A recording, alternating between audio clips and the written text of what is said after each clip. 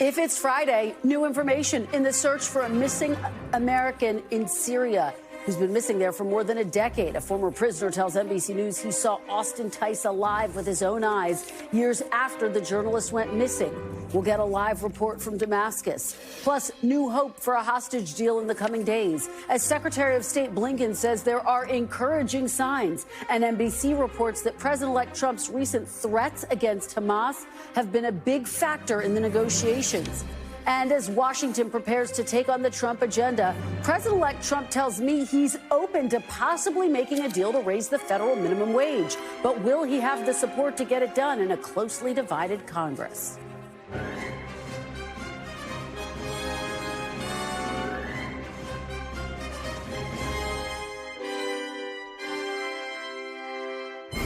Welcome to Meet the Press Now. I'm Kristen Welker in Washington. We begin in the Middle East, where we're tracking multiple developments as the Biden administration is in the midst of a last-ditch diplomatic push. Both National Security Advisor Jake Sullivan and Secretary of State Antony Blinken are in the region right now, and there is new hope today for a ceasefire and hostage release agreement in Gaza. After meeting with Israeli Prime Minister Benjamin Netanyahu, National Security Advisor Sullivan told reporters he's looking to get a deal done by the end of the year. And while we've heard similar messages before, Sullivan explained why this moment may be different and why there's new reason for optimism. Take a listen.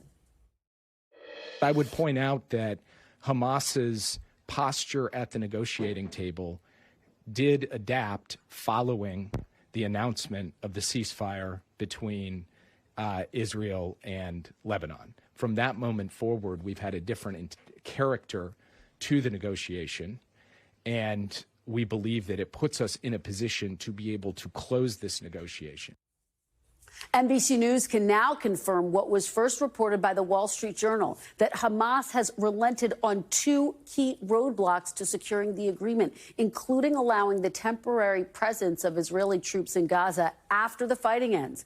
A senior Biden administration official acknowledges to NBC News that President-elect Trump's recent warning about, quote, all hell to pay was a, quote, big factor in getting those concessions from Hamas. Meanwhile, Secretary of State Blinken is shuttling throughout the region, making a surprise visit to Baghdad today, where he reaffirmed the importance of supporting the Syrian people amid their political transition. What's happening in Syria does have an important impact, and it's very significant that Iraq, along with many other countries in the region, and beyond, will make best efforts to support the Syrian people as they emerge from the Assad years. Now, on the ground in Syria today, thousands gathered for the first Friday prayers since the fall of the Assad regime. You can see here worshippers waving Syrian revolutionary flags in the courtyard of one of the most historic mosques in Damascus. Those celebrations continued into the capital city center, with thousands of people packing the streets. Look at those images. Similar scenes unfolded in cities across the country, including in one of Syria's major port cities, a one-time Assad family stronghold. But even as Syrians celebrate, many are continuing to search for clues about their loved ones held in Assad's notoriously brutal prisons. The rebels who overthrew the regime have broken into those prisons to free political prisoners, which has created opportunities to find out more about those who are missing, including potentially American journalist Austin Tice, who disappeared in Syria more than 12 years ago. NBC News chief foreign correspondent Richard Engel spoke to one former detainee, someone who had very specific details about the location where he says he saw Austin Tice with his own eyes. American journalist Austin Tice has been missing in Syria since 2012. His family has renewed hope he'll be found now that Bashar al-Assad's dictatorship has been overthrown. Obeida al-Arnout, a senior rebel leader, says they're aware the Assad regime arrested Tice. We have tried as much as possible to find information about Austin and return him to his mother, but we have not reached a result, he said. Then, a lead. We spoke to Sahar al-Ahmed, now in Dubai.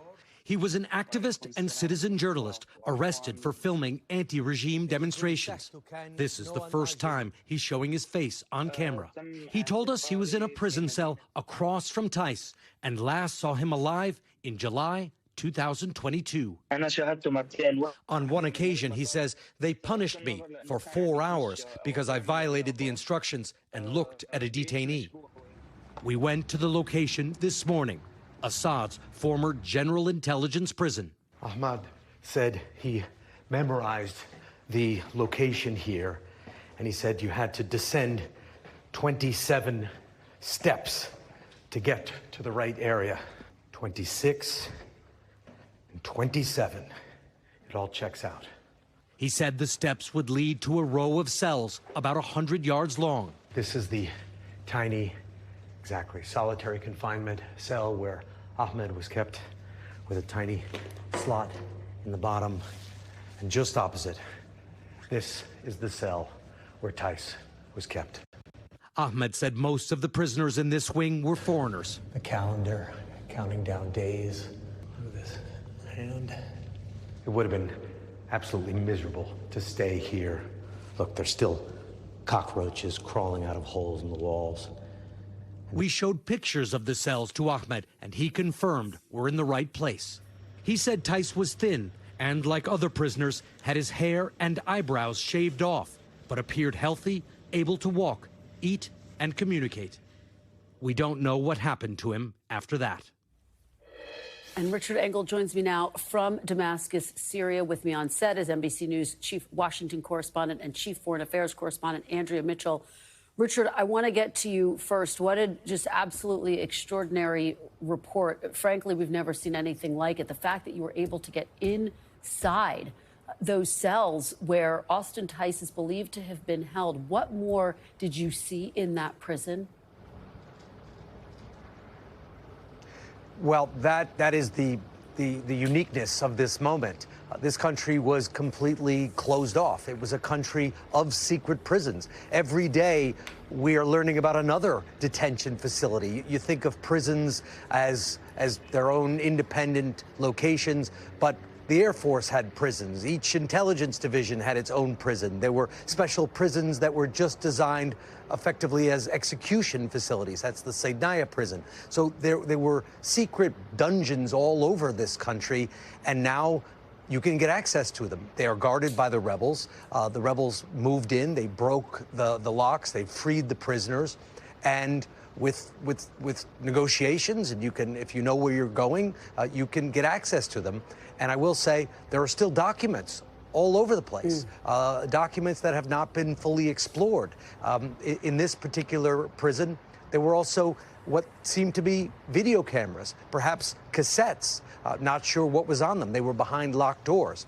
So this collapse of the regime has created a tremendous opportunity for people who are searching for their loved ones. And Syrians every day are going to these prisons. They're asking the local authorities. They're carrying pictures of their relatives, and they are searching for answers. That said, they are also starting to look for mass graves here. Well, it is just unbelievable to see those images. Richard, you are there on the ground. You've been there since the fall of Assad. Today, as we reported, was the first day of Friday prayers. Obviously, as you said, there is optimism that perhaps this could be a new beginning in Syria, but there's also so much uncertainty and fear about that uncertainty. What is the mood like in Damascus today? Well, the one thing that is keeping Syrians united to a degree, and there are serious divisions here, there's the Alawite community that is very nervous and they're keeping silent. Bashar al-Assad himself was an Alawite, which is an offshoot of Shia Islam. There are the Kurds who are very nervous, who work with the United States.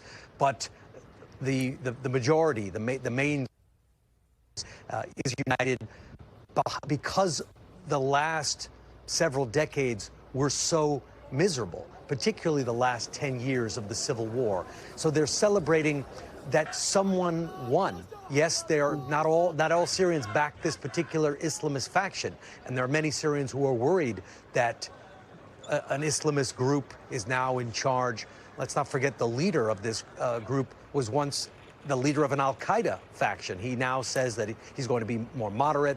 He has denounced al-Qaeda, and he's done that consistently for the last several years.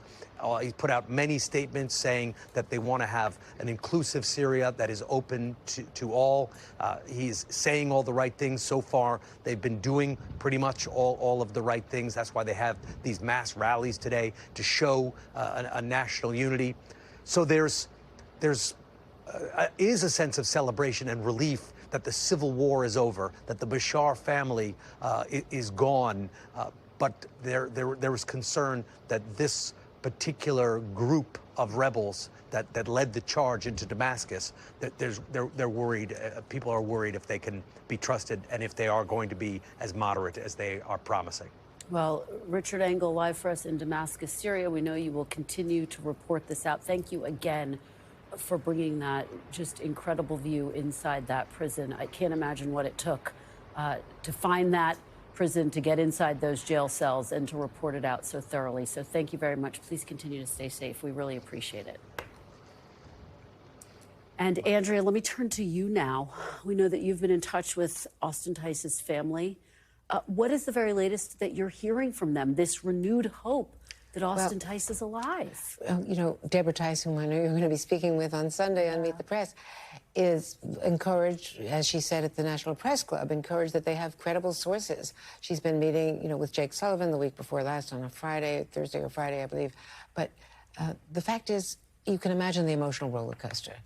And the family was alerted when, you know, Timmerman, this American, was found, and there was an initial thought by some people who had found him, oh, it's an American, a prisoner, maybe it's Austin Tice. So this was at 4:35 in the morning, and they were being asked, you know, take a look at these pictures. You can only imagine the disappointment, of course, happiness for the Timmerman family that their loved one is coming home. But Austin Tice has been there for so many years. And now there's a report from Reuters that we are working on that back in 2012 or 2013, it's not quite clear from all of the reporting, that he was actually seen credibly, according to several observers, having escaped from his cell. And so he was, the U.S. government knows this, that he was at least alive then. And so there's been the going presumption that he is alive, and it has been, as many of these regime prisoners have been held, those who are American, because they have some leverage with them, held in reasonably good conditions. So that is the hope. And Andrea, just for our audience, and you and I have been talking about this, and I find it so helpful to hear about this from you. The fact that we're hearing from President Biden, the fact that we're hearing from top officials that, yes, there is renewed hope that he's alive. They wouldn't just say that. I mean, you know so well from covering President Biden, he is not going to say, I mean, if he had misspoken, that would have been clarified, and it was not. So they do believe that he is alive. And there's so much going on. Secretary Blinken has been today in Baghdad, now flying, you know, back to Turkey, where he had been. He's going to Jordan. That is a focus on Syria. We have huge interests on deconflicting with Turkey. They go after the PKK, the Syrian Kurds, Turkish Kurds in northeast Syria, whom they view as terrorists. We don't. And we have other groups, the SDF, also Kurdish in northeast Syria, who we support. They are guarding ISIS prisoners. They have fought valiantly against ISIS on our behalf with our forces. We have 900 troops there. So there are so many different groups, and the main thing is HTS, and I should point this out in the context of Austin Tice. There are credible reports that HTS, the group that had led the rebellion and had roots in al-Qaeda and ISIS, but have disavowed that for several years and are now speaking moderately, you know, Jelani, the leader there, that they are signaling that they are going through the prisons themselves, trying to find Austin Tice. It would be very much in their benefit to find him, turn him over to the Americans, because they're trying to get taken off the terror list.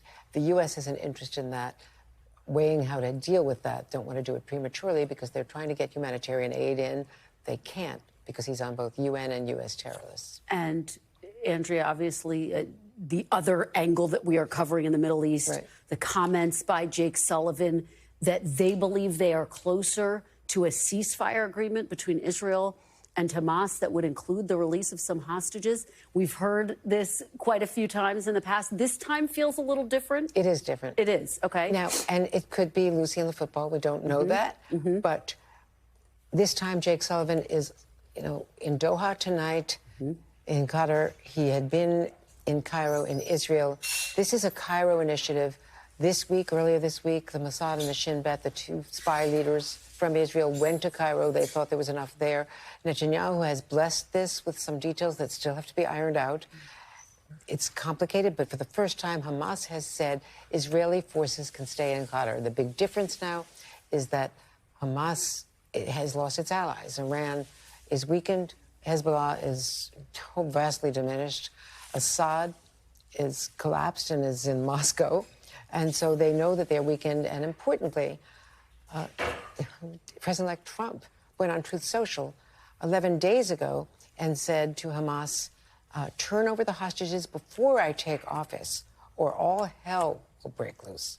So that threat from Donald Trump to Hamas signaled to Hamas and signaled to Netanyahu, don't hold it back. We want this now. And so everything could be coming together. I spoke to several people directly involved on the road and back home, and they say it could be happening, but wow, it's the Middle East. Right. Fingers crossed. Fingers crossed. So that we could volatile. get hostages out, starting with the women, the elderly, and the ill, and an accounting for the first time by Hamas of who's alive, who's not, of all the remaining hostages. What a development that would be, that the whole country, the whole world has been hoping for. Andrea Mitchell, thank you for starting us off. Appreciate it. Looking forward to Sunday. See you. Thank you. Yes, I appreciate that very much. As Andrea just noted, we do have a special programming announcement. I will have a live exclusive interview with Deborah Tice, the mother of the missing American journalist, Austin Tice. It will be this Sunday only on Meet the Press. We are so honored to be able to have that conversation. Coming up, President-elect Trump's sweeping immigration plans. I'll get reaction from a House Democrat on the Homeland Security Committee who knows firsthand the struggle of undocumented immigrants in this country. Stay with us. You're watching Meet the Press now.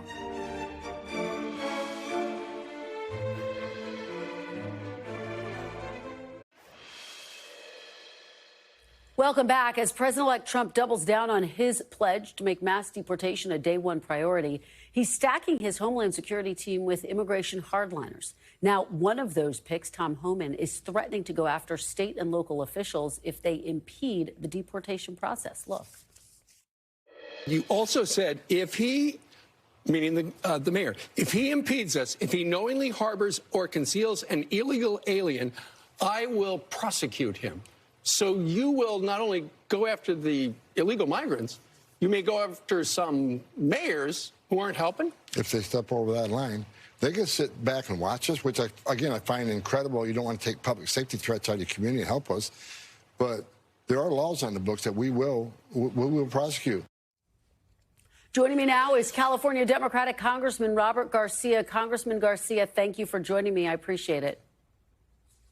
Happy to be here. Thank you. So last time you joined us on this program, you called Tom Homan's comments that the administration would pursue mass deportation with or without Democrats shameful. Now he's actually gone a step further. We just heard him there suggest he would prosecute, take actions against governors or mayors who don't cooperate. What was your reaction to hearing that? I mean, again, just completely un-American comments. I've been in Congress in my first term. I'm a freshman. I was mayor of my city for 8 years before I got to Congress, and I can tell you that mayors want to see their police officers focus on the things that matter on the ground. And that is ensuring that there's traffic tickets being given out, that when people call 911, someone's there to help. No one is interested, including, by the way, most major city chiefs that have spoken out, in being somehow these immigration force polices across the country.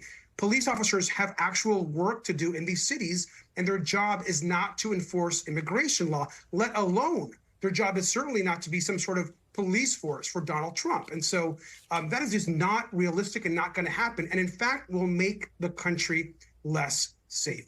And in addition, as an immigrant myself, one of the few in Congress that for part of my life was not documented, it is very clear to me that this is someone that wants to attack people like my family and like my community, and we've got to be vocal and stand up against it. Let me ask you about something else that we heard from President-elect Trump. I had my one-on-one sit-down with him, which aired last week. In it, he seemed to suggest that he does want to find a path for dreamers. An immigration advocate made this a call to action, was here on this program yesterday. Let me play you a little bit of my conversation and get your reaction on the other side. I think we need to really come together and hold the president accountable and say, we want to work with you. It's been 23 years, as I said. We've seen bipartisan DREAM Acts. We've seen legislation come from Republicans, like Succeed Act. We've seen the Dream and Promise Act. There's 12 different types of legislation. And so I think we've already done this exercise. I think we just have to be ready and prepare. That is exactly why I made this video. I'm hoping that President Trump sees it and sees there's willingness from folks to work with him and are ready to applaud him if he's able to get this done. That is Gabby Pacheco. She's a dreamer who is now here with legal status. Do you agree with her? Do you want this to be a moment? Do you think it can be a moment where you can get something done by working with President-elect Trump? Well, I mean, first, obviously, everybody would love to see some type of immigration reform or protection for dreamers. There is no question. But I am not holding my breath. Donald Trump will say one thing and do another. He'll come out with a proposal and they do a complete flip on it. We've seen already how he speaks of immigrants and folks within our community. In one breath, he wants to help dreamers, and in another, he wants to deport their parents and separate families, and then actually not even think about issues as far as families that have mixed status in their homes. So I have a hard time believing that Donald Trump wants to do anything productive with immigration. But look, if Republicans, if Donald Trump, if anyone actually wants to pass meaningful reform, which we have not had in decades in this country, I'll be the first one in line. Democrats will be the first one in line. I just don't see it happening. So, and I hear your skepticism, but just to be very clear, you are saying you're willing to work with President-elect Donald Trump once he's in office if you think that he is being serious about getting a deal on Dreamers. If Donald Trump is serious about getting a deal on Dreamers and ensuring there's a pathway for them to be here in a way that's legal and protective, absolutely. I don't think there's a Democrat in Congress that wouldn't want to see protection for dreamers. But again, we can't trust anything he has to say, so we'll wait and see. But again, I'm not optimistic. Given that Democrats are in the minority, do you feel like you have any leverage on this issue or, frankly, any other issue at this point? Look, one thing I learned as a freshman member of Congress is that even in the minority, you can stop a lot of bad things from happening in the House. And I think that under the leadership of Hakeem Jeffries and others, we were able to stop a lot of bad legislation, a lot of bad budget deals. And that was because, of course, as we know, that majority was slim. It is even more slim in this Congress. And so I do believe that by speaking out, by being tough, by negotiating tough, by not just collapsing into whatever Donald Trump and Republicans want, I think we do have an ability to push back. And I've encouraged my colleagues as well. We have to also be tough and fight back. I'm hearing from folks back home. They want us to stand up for our values as Democrats and to push back, especially when you have folks like Elon Musk trying to essentially destroy the federal government. So it's important that we're loud and active. Well, let me ask you about another aspect of what we heard from President-elect Trump, comments that he made about jailing members of the January 6th committee. NBC News has reported that President Biden's actually now considering preemptive pardons for people targeted by Mr. Trump, folks like Senator Adam Schiff, former Congresswoman Liz Cheney, maybe even Anthony Fauci. Do you think that President Biden should issue those preemptive pardons, and should they be accepted? So I think that we should expect Donald Trump to be as vindictive as he always has been. Look at who he's putting in charge of the FBI or wants to. Look, I support President Biden making a wide use of his pardon power, his power to commute sentences. I think that obviously he just did that in a way that was historic and substantial. I think he should continue to do that, particularly those that are facing death row in the federal system. But as far as protecting members that could be vulnerable to the FBI and their attacks and being weaponized, I absolutely would support that. I think the president and his advisors, from what I understand in my conversations, are actively looking at this day to day. And so I think we're going to hear a lot more about pardons and commutations here in the days ahead as we close the Biden presidency. Okay, well, that was a little bit of news there that you think this could come in the days ahead. Let me, before I let you go, ask you about some of the battles that we're seeing starting to brew already between younger members of the Democratic caucus who are challenging some of their more senior colleagues for key committee positions. Do you think it's time for a new generation to step in? Does seniority matter at all, Congressman? What do you make of this? Look, I think you can do both. I think, look, seniority is important because you have experience, you have folks that have relationships and know how to be in the system. But people that are coming in, young folks, fresh perspectives, new ideas, is also very important. So the party should welcome both. And I believe that in our ranks, in committee chairs and leadership, you should have a mix of people with experience and people that are coming in with fresh new ideas. I don't believe that a seniority-only approach is the best approach for our caucus, and I think you're seeing that play out. I mean, look at Hakeem Jeffries. Hakeem Jeffries is, in Congress years, a relatively newer member, and he is leading our caucus. He's bringing a fresh perspective, and I think folks that are coming in and wanting to serve as committee chairs or other leadership roles. I just got elected to leadership myself as an incoming sophomore. I think it's good to have those different perspectives, and I support it. I think it's good for the party. All right. Congressman Robert Garcia, thank you so much. Really appreciate it. Anytime. Well, also today, we got news that Speaker Emerita Nancy Pelosi is in the hospital after sustaining an injury during a congressional visit to Luxembourg to mark the 80th anniversary of the Battle of the Bulge. Now, a spokesperson for the former speaker did not provide details about what kind of injury the congresswoman sustained or how long she would need to be in the hospital, saying, quote, Speaker Emerita Pelosi is currently receiving excellent treatment from doctors and medical professionals. She continues to work and regrets that she is unable to attend the remainder of the CODEL engagements to honor the courage of our service members during one of the greatest acts of American heroism in our nation's history. We will, of course, bring you any updates as we get them. Coming up next, as Democrats look to the future, how much do they also need to be looking back at the past? One of the men vying to be the next chairman of the party will join me in studio with his take on what went wrong and where the party should go from here. Stay with us. You're watching Meet the Press Now.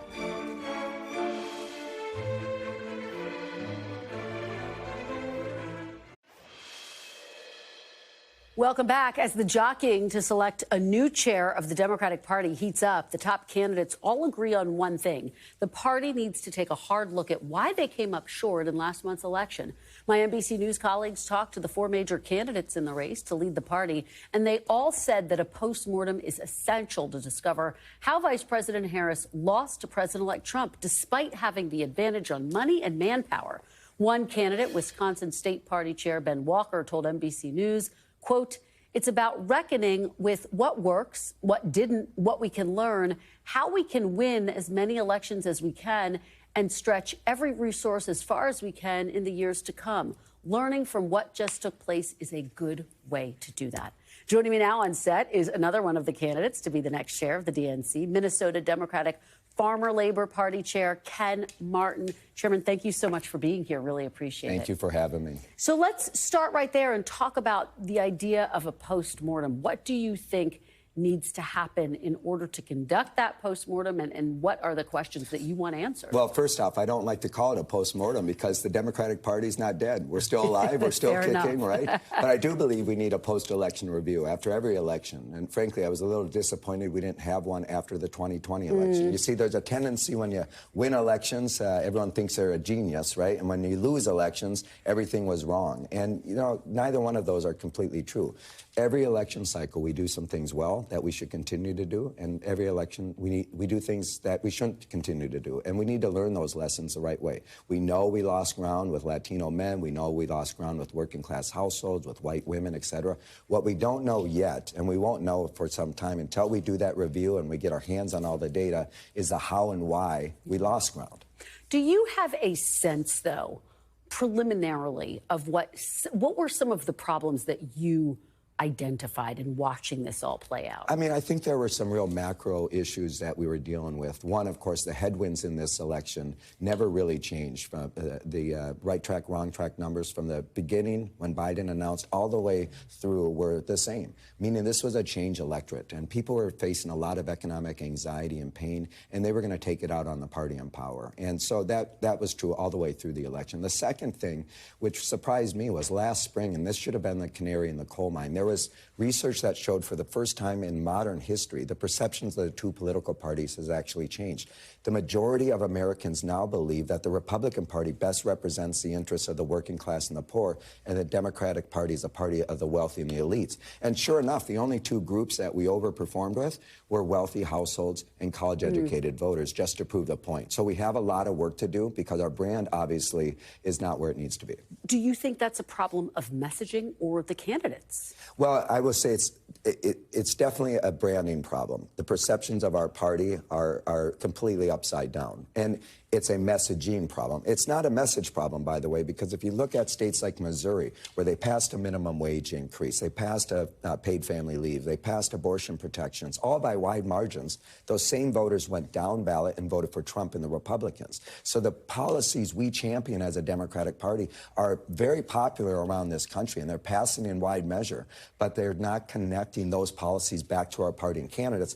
That's a messaging problem, not a message problem. Based on what you've assessed so far, and again, I know that it's still the very beginning of really looking into what some of these metrics and issues look like, how would you fix this problem? Well, first off, we need to, again, get our hands on all the data, make sure we know exactly how and why this happened, and then start being prescriptive in terms of the solution. But the other piece we need to do is bring all of our stakeholders together, right? Bring them around to the table. There should be no sacred cows, right? I think there's a perverse profit incentive in the business of politics that drives so much of our ad spend to broadcast TV, as an example. One of the lessons we've learned is that the Republicans did a masterful job over the last 4 years of just beating the heck out of Democrats, our party brand, and Joe Biden in non-traditional news places or information spaces. We have to do a better job of getting our message out and competing in those spaces, and we need to make sure that we're doing it on our terms, defining ourselves before they define us. And that's one clear lesson from this election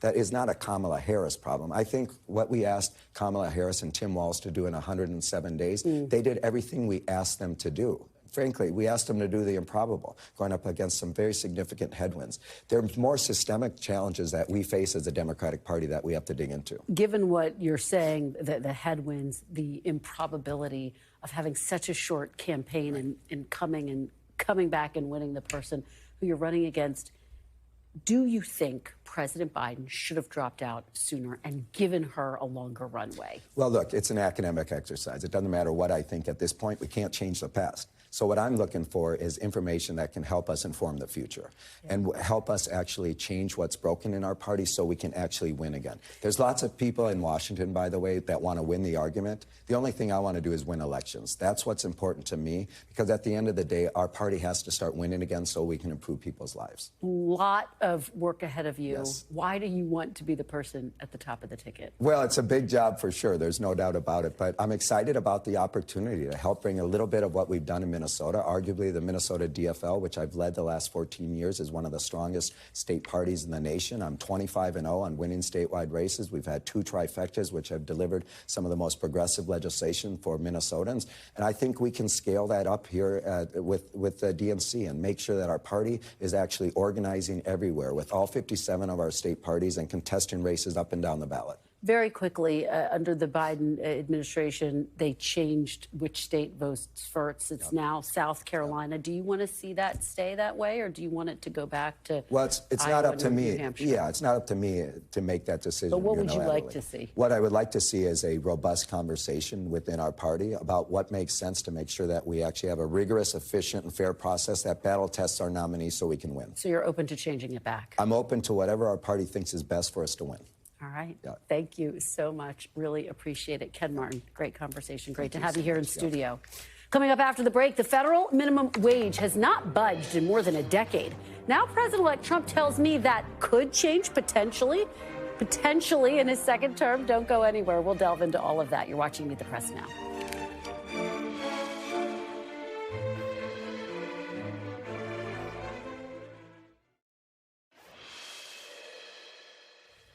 Welcome back. President-elect Donald Trump is not ruling out an increase to the federal minimum wage during his second term in office. Here's what he told me last week. Look. Are you going to raise the federal minimum wage? It's a very low number. I will agree. It's a very low number. Let me give you the downside, though. Yeah. In California, they raised it up to a very high number. And your restaurants are going out of business all over the place. The population is shrinking. It's had a very negative impact. But there is a level at which you could do it, absolutely. Yeah. What is that level, do you I don't know. I mean, I really don't know. I can say this. You have a lot of businesses that are open and thriving because of the lower minimum wage. If you raise it too much, and you understand this, if California went crazy, they went crazy. And people, the restaurants are closing all over. Many more people are hurt. So I hear you saying, similarly to sort of what you said in 2020, will you consider it? Is this something you're going to look at? I'd want to speak to the governors. And the other thing that's very complicated about minimum wages is places are so different. Mississippi and Alabama and great places are very different than New York or California. I mean, in terms of the cost of living and other things. So it would be nice to have just a minimum wage for the whole country, but it wouldn't work because you have places where it's very inexpensive to live, where a minimum wage, which is $8 or $9, might be, might have very little effect because the cost of living in certain places is really low. Joining me now on set is Chris Cillizza, founder of the So What newsletter and a senior advisor at Tensions Global Advisors. Simone Sanders Townsend, former senior advisor to President Biden and Vice President Harris, and co-host of The Weekend on weekends on MSNBC. And Mark Short, former chief of staff to Vice President Pence, former White House director of legislative affairs, and an NBC News contributor. Thank you all for being here. Chris, let me start with you. So what did you hear in that answer, and just against the backdrop of the political reality? We've been talking about the minimum wage for a long time. It's really hard to raise the federal minimum wage. Yeah, I think that's the underlying thing is it's probably not going to happen. I do think there's two interesting things, though. One, I think his natural tendency when he doesn't have a very specific knowledge of a policy is to be like, yeah, we might do that. And to your point, you asked, well, what should that number be? We'd have to figure it out. So I think that's point one. It's like his default. Point two, though, is I do think it is. I think of this all the time. Like in 2012, the 2012 Republican Party and the 2024 Republican Party feel like almost unrecognizable from one another. And he is someone who has put together a different coalition. You would not have heard, let's just say that Jeb Bush got elected president. I think it is unlikely Jeb Bush would be like, yeah, we should think about maybe raising it. It's just, it's a reminder of how different he has wrenched the party on things that, on big things and small things. Yeah, absolutely. And Mark, you and I have spent a lot of time talking about that, how much the Republican Party has changed under Donald Trump. When you hear him talk about that, when you hear him talk about, yeah, maybe we can find a pathway for dreamers. As someone who used to be the point person on legislative affairs in his White House, do you think, as Chris says, look, it's probably very tough to get done, but is there a possible area where we could see some bipartisanship? I think that might be one. I don't think there's going to be a lot of bipartisanship. I think when you have such an incredibly narrow House majority, it'd be very difficult to get a lot done. I really think Chris's point is the right one, though. I think that raising the national wage is a terrible economic idea. If you have, let's say, a fast food restaurant and you have 10 employees paying $8 an hour, $80, and you raise it to $10 an hour, you're going to fire 2 employees to stay at $80 an hour. But the economic nationalism inside our party and the populism has replaced the free market laissez-faire approach to the Republican Party on a lot of issues, particularly including trade, too. Simone, weigh in on this. I'm going to be talking to Senator Bernie Sanders on Sunday. He's going to say, I agree with Donald Trump. Someone needs to work with Bernie Sanders. That's what he's going to say because he does believe that the federal minimum wage should be raised. I mean, I will just say, I think you're right. The laissez-faireism has been replaced by this economic populist. But the point that the president-elect was making in that interview with you about, oh, well, if you look at the restaurants, full disclosure, my husband is head of the restaurant industry in the DMV area.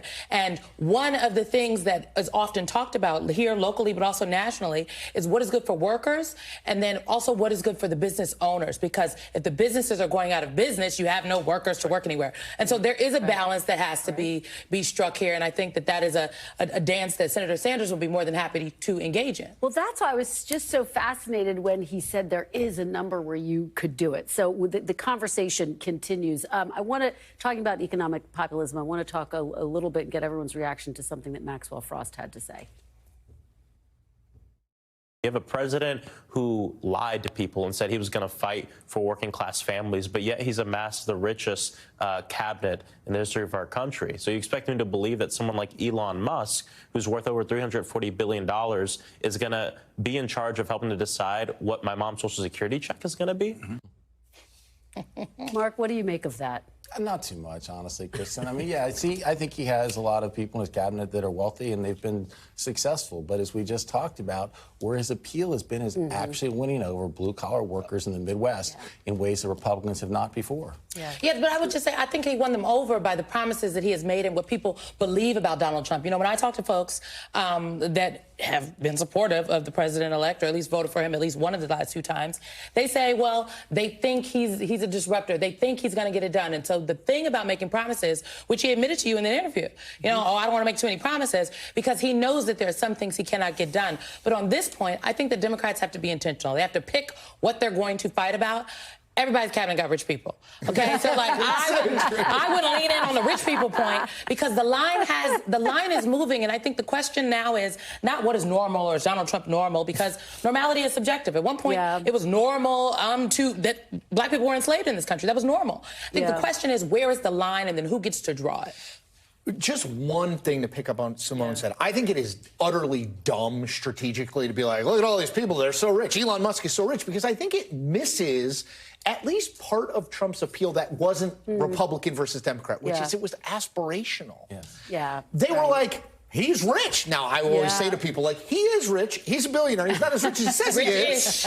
But he's still rich. But I think people, they're like, I don't necessarily need somebody to, like, I think they're like, this guy's been successful. Maybe he can make us successful. So surrounding yourself with other successful, whatever you think of Elon Musk's political views, the guy went into the space industry. He disrupted the car industry. I mean, he is an innovator, whatever you think of his politics. So I think, like, trying to villainize him, I don't think it works for the average person. I think people don't appreciate how much in 2016, when he was a fresh candidate, The Apprentice helped him. For that exact reason you're saying. The mystique and the perception of that success is what it's aspirational. And so to condemn his cabinet for being successful, I think, is a mistake. I think the one thing that Congressman Frost, I do agree with that he said, is that this notion of, like, are people out of touch? And one of the critiques that folks have had kind of about the Democratic Party apparatus is that they are out of touch with regular folks. No one would say that Maxwell Frost is out of touch. And so when you do surround yourself with people that, like, haven't been to a Costco lately, or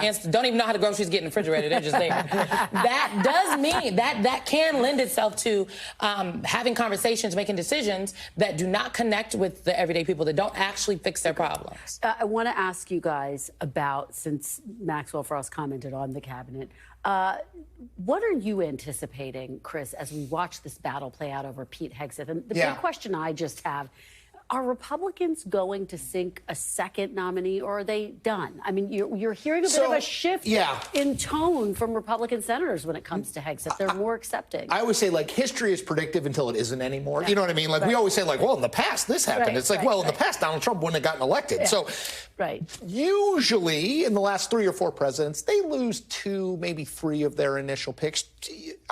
You can't do 2.5, but somewhere between 2 and 3 people.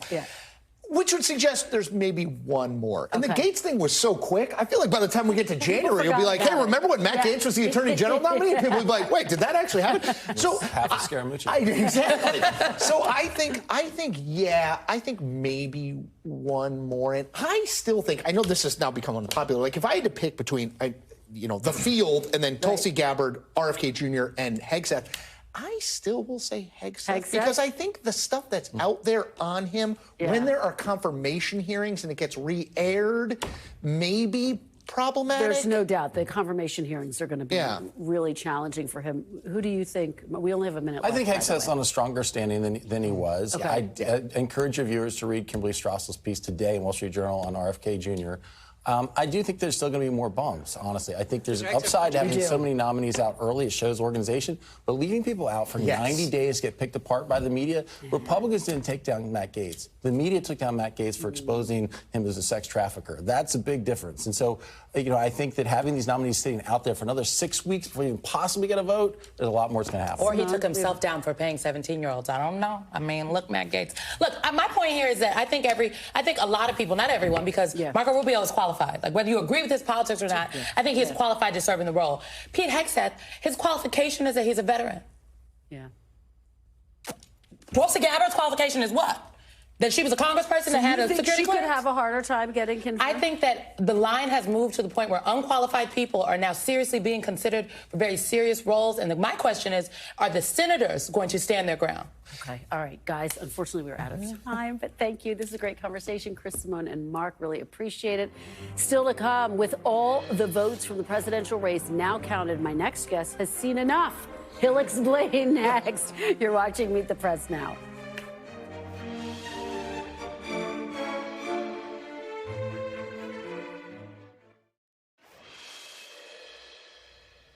Welcome back. More than a month after Election Day, now that nearly every ballot has finally been counted, we are able to look at the election results a little differently. Despite winning all 7 battleground states, President-elect Trump won less than 50% of the vote. It was the closest popular vote result since 2000. He was also the first Republican to win the popular vote since 2004. I'm joined now by Dave Wasserman, senior editor and elections analyst for the Cook Political Report. Dave, thank you for joining me. I really appreciate it. We're excited about this segment. So what surprised you most about this election? If you had told me the day before Election Day that Trump would sweep all 7 battleground states and win the popular vote, I wouldn't have been that surprised. That was well within the realm of possibility, as polls were very close and Trump was doing much better in the polls than he was heading into 2020. But I was surprised by elements of how it happened underneath the surface. The fact is that Trump expanded his coalition not only by winning higher shares of working class non-white voters, but also at the highest income end of the spectrum as well. He actually improved his vote share by more in places like Fairfax County, Virginia, and Aspen, Colorado, than he did in some of the stereotypically white working class parts of Pennsylvania, whether it was Erie or places like Wausau, Wisconsin, or Saginaw, Michigan. And then also Trump, he expanded his margin in Texas and Florida close to where his margin ended up being in Kansas. And New Jersey ended up being just about as close as Arizona. Well, it is so fascinating, Dave, to hear you break it down like that. You've also said that Kamala Harris should get credit for limiting Mr. Trump's gains in the 7 battleground states. Explain what you mean by that. That's right. And I think it's important to differentiate Harris, the candidate, and some of the deficiencies that have been picked over since Election Day from the Harris campaign. The reality is that the swing towards Trump across the 7 battleground states was 3.1 relative to 4 years ago, whereas the swing in the other 43 states towards Trump was 6.6. And some of that has to do with the fact that Trump made his biggest strides among non-white voters who tend to be more numerous in places like New York, California, Florida, and Texas. But the Harris campaign deserves some credit in terms of its ground operation and its paid communication for limiting Trump's gain, particularly in the context of the swings we've seen against incumbent parties globally. Let me ask you about something that Steve Kornacki outlined for us yesterday. He outlined why New Jersey may actually provide an early indication of whether President-elect Trump's coalition is holding. What do you make of that? And are there any other races that you think could be bellwethers in the next cycle? That's true. I'm skeptical Trump's appeal is transferable down ballot. We saw a lot of cases in this election where Democrats outperformed Kamala Harris. And had it not been for the Harris campaign keeping these battleground states as close as they were, keep in mind, Pennsylvania, Michigan, Wisconsin, they were less than 2-point margins, then Democrats would probably be sitting on 43 Senate seats right now rather than 47.